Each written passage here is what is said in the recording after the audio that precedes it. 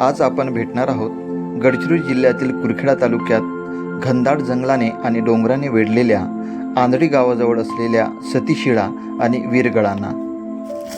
गडचिरोली जिल्हा म्हटलं की घनदाट जंगल आणि उंच डोंगर, पहाड, नद्या लक्षात राहतात. पण सोबत इतिहासाचे मूक साक्षीदार असलेले गड किल्ले, शिल्प, वीरगड आणि सतीशिळा अनेक शतके अस्तित्व टिकवून ठेवलेले इतिहासाचे प्रामाणिक साक्षीदार अनेक ठिकाणी पहुडलेले आहेत. अनेक शिल्प घनदाट जंगलात असल्याने पर्यटकांना, इतिहासकारकांना माहीत नाही. गडचिरोली जिल्ह्यातील कुरखेडा तालुक्यात आंधळी सोनपूर गावाजवळ एका जंगलात 50 पेक्षा जास्त वीरगड आहेत. स्थानिक लोक सतीदेव म्हणून पूजा करतात. यातील बहुतेक शिल्प युद्धप्रसंग असलेले वीर कोरलेले आहेत. त्यामध्ये पायदळाचे, घोडदळाचे आणि हत्तीदळाचे वीर कोरलेले आहेत. काही शिल्पात स्त्री योद्धा पण घोड्यावर बसलेले आहेत. याच सतीशिळा वीरगडांना भटेगाव येथील उपजमीनदार पुराम गोत्र कुलदैवत मोठा देव म्हणून पूजा करतात.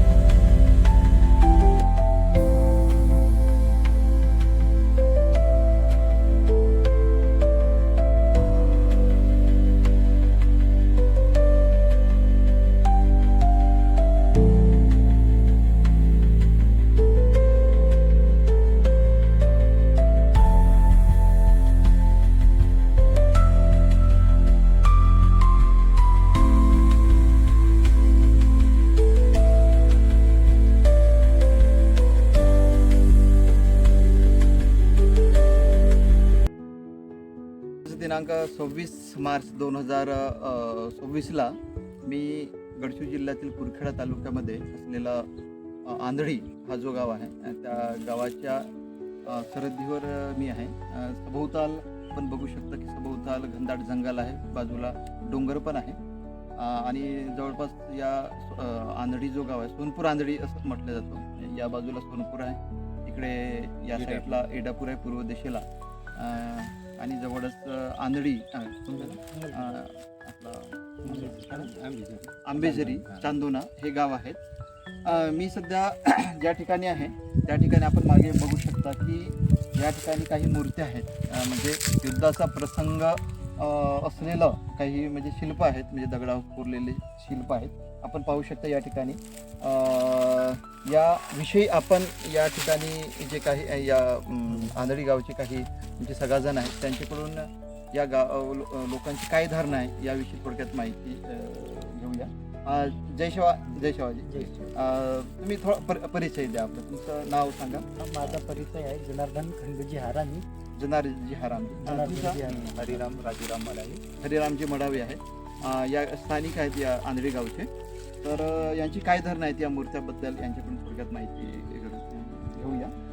या ठिकाणी मूर्त्या आहेत आपल्याला, तर तुमची काय धारणा आहे, म्हणजे मूर्त्या कशाची आहेत याविषयी? आज सर जी हां हे सतीदेव म्हणून पूर्वजनांनी सांगितला. सतीदेव म्हणून. सतीदेव म्हणून. हो. आणि फार जुना काळातले जुन्या काळात ते जे पूजापती हो. या इथला जो पुंजारी आहे आणि भटेगावचे जे पुराम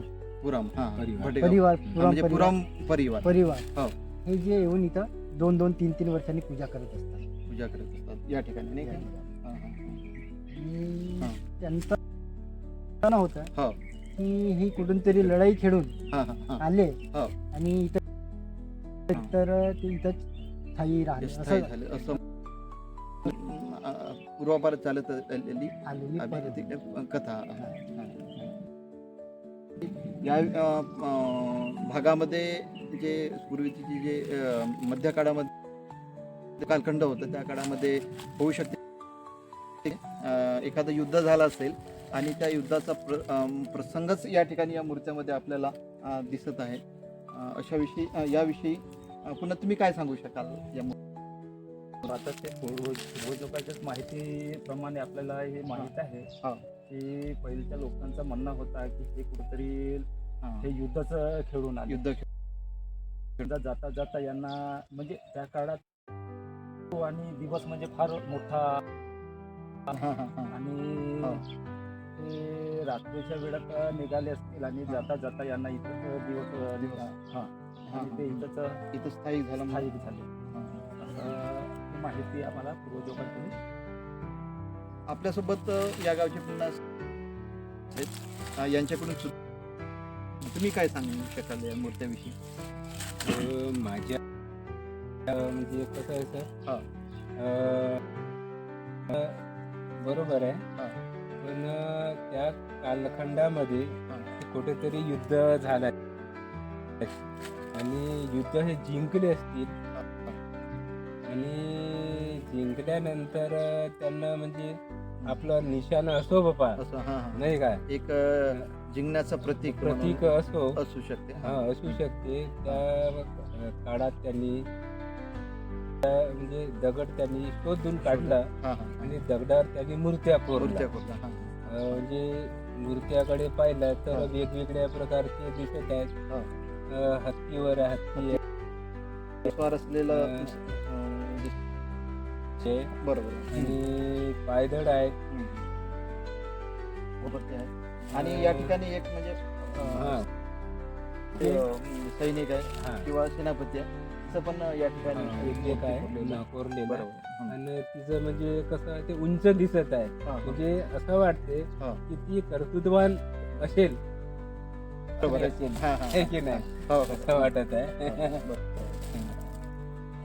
बरोबर. थोडक्यात माहिती घेतलं की हे जे मूर्त्या या ठिकाणी देतात हे युद्धाचा एक प्रसंग या ठिकाणी दिलेला आहे. वाटतं की या भागामध्ये एखादा युद्ध झाला असेल किंवा जे सैनिक होते ते, तो युद्ध जिंक प्रतीक म्हणून या हां. आता कोणी नेले म्हणा, हां. काय म्हणा, नाही का.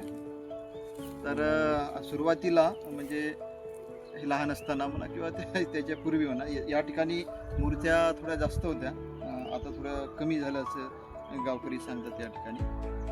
आपण पाहू शकता की या ठिकाणी जे मूर्त्या दिसत आहेत ते जसं ही एक मूर्ती दिसत आहे, ही घोड्यावर बसलेला तो राजा असू शकते. आणि या ठिकाणी ही एक छोटी मूर्ती दिसत आहे, हत्तीवर स्वार असलेला हा सेनापती दिसत आहे या ठिकाणी. पुन्हा आपण या ठिकाणी पाहू शकता की हत्ती काय घोडा नाही घोडा. घोड्यावर बसलेला सेनापती आहे. आणि महत्त्वाची म्हणजे एवढ्या मूर्त्या पैकी ती जी एक मूर्ती दिसत आहे ती स्त्रीची मूर्ती दिसत आहे. म्हणजे स्त्री सेनापती असू शकते, घोड्यावर बसलेली ती म्हणजे सेनापती आहे. अशा पद्धतीने या ठिकाणी आपल्याला मूर्त्या बघायला मिळतात. प्रत्येकाच्या हातामध्ये तलवार आणि ढाल हे जे साहित्य आहे ते त्या ठिकाणी दिसत आहे. मला कोणत्याच मूर्तीमध्ये बाण किंवा बंदूक दिसलेली नाही या ठिकाणी. घोड्याचा वापर केलेला आहे, हत्तीचा पण वापर केलेला आहे आणि हातामध्ये एक तलवार आणि ढाल याचा वापर केलेला आहे या ठिकाणी.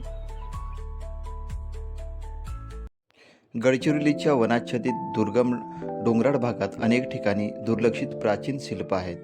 खोब्रामेंढा, तिप्पागड, सुरजागड, मारखंडा, वैरागड, आरमोरी परिसरात मोठ्या प्रमाणात शिल्प आहेत. पण प्राचीन शिल्पाकडे दुर्लक्ष होत असल्याने त्याचे प्राचीनत्व नष्ट होण्याच्या मार्गावर आहेत.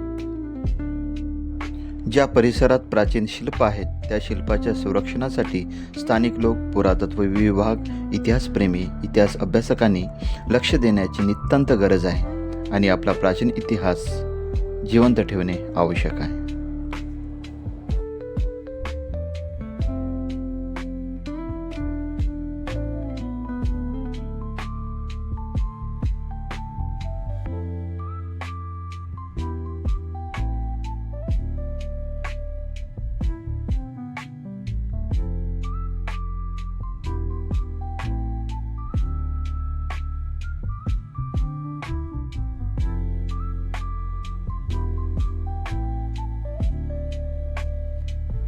हमारे YouTube चैनल को सब्सक्राइब, लाइक और शेयर करें।